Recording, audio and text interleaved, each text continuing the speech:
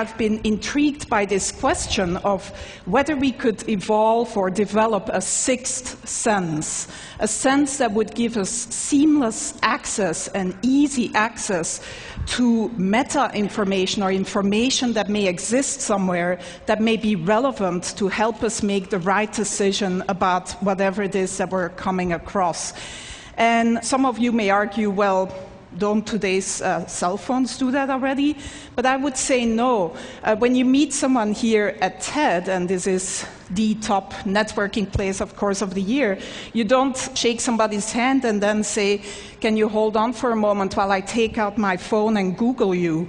Or when you go to the supermarket and you're standing there in that huge aisle of different types of toilet papers, you don't take out your cell phone and open a browser and go to a website to try to decide which of these different toilet papers is the most ecologically responsible purchase to make. So we don't really have easy access to all this relevant information that can just help us make optimal decisions about what to do next and what actions to take. And so my research group at the Media Lab has been developing a series of inventions to give us access to this information in a sort of easy way without requiring that the user changes any of their behavior. And I'm here to unveil our latest effort and most successful effort so far, which is still very much a work in process. I'm actually wearing the device right now, and we've sort of cobbled it together with components that are off the shelf, and that, by the way, only cost $350 at this point in time. I'm wearing a camera, just a simple webcam, a portable battery-powered projection system with a little mirror. These components communicate to my cell phone in my pocket, which acts as the communication and computation device. And in the video here, we see my student Pranav Mistry, who's really the genius who's been implementing and designing this whole system. And we see how this system lets him walk up to any surface and start using his hands to interact with the information that is projected in front of him. The system tracks the 4 significant fingers. In this case, he's wearing simple marker caps that you may recognize. But if you want a more stylish version, you could also paint your nails in different colors. And the camera basically tracks these 4 fingers and recognizes any gestures that he's making, so he can just go to, for example, a map of Long Beach, zoom in and out, etc. The system also recognizes iconic gestures, such as the take a picture gesture, and then takes a picture of whatever is in front of you. And when he then walks back to the Media Lab, he can just go up to any wall and project all the pictures that he's taken, sort through them and organize them and resize them, etc., again, using all natural gestures. So some of you most likely were here 2 years ago and saw the demo by Jeff Hahn, or some of you may think, well, doesn't this look like the Microsoft Surface table? And yes, you also interact using natural gestures, both hands, etc. But the difference here is that you can use any surface. You can walk up to any surface, including your hand, if nothing else is available, and interact with this projected data. The device is completely portable and can be...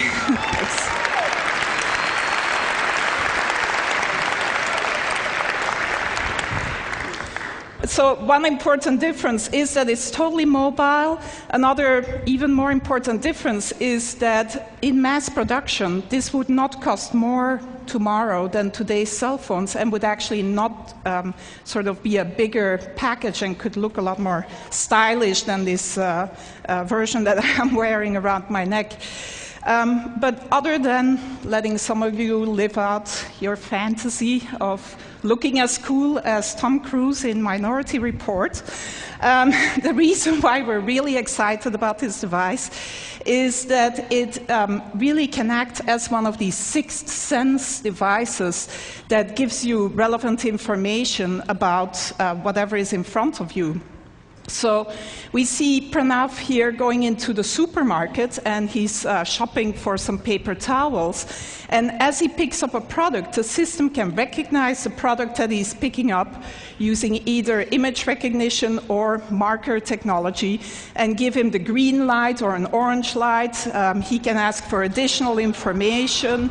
So this particular choice here is a particularly good choice given his personal criteria. Some of you may want the toilet paper with the most bleach in it rather than the most ecologically responsible choice. But if he picks up a book in the bookstore, he can get the Amazon rating, gets projected right on the cover of the book. This is Juan's book, our previous speaker, which gets a great rating, by the way, at Amazon. And so Pranav turns the page of the book and can then see additional information about the book, reader comments, maybe sort of information by his favorite critic, etc. If he turns to a particular page, he finds an annotation by maybe an expert of a friend of ours that gives him a little bit of additional information about whatever is on that particular page. Reading the newspaper, it never has to be outdated.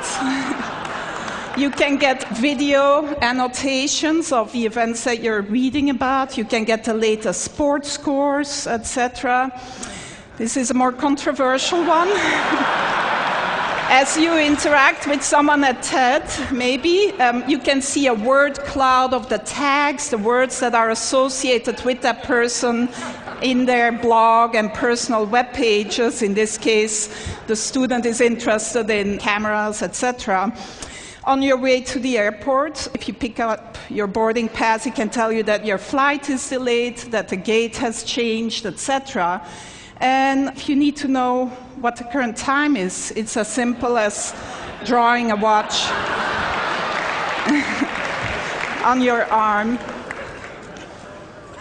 So that's where we're at so far in developing this sixth sense that would give us seamless access to all this relevant information about the things that we may come across. My student Pranav, who's really, like I said, the genius behind this.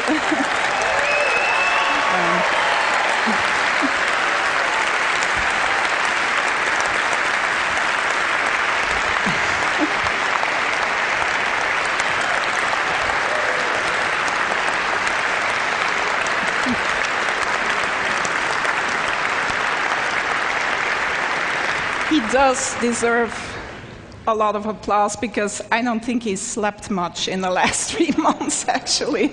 And his girlfriend is probably not very happy about him either.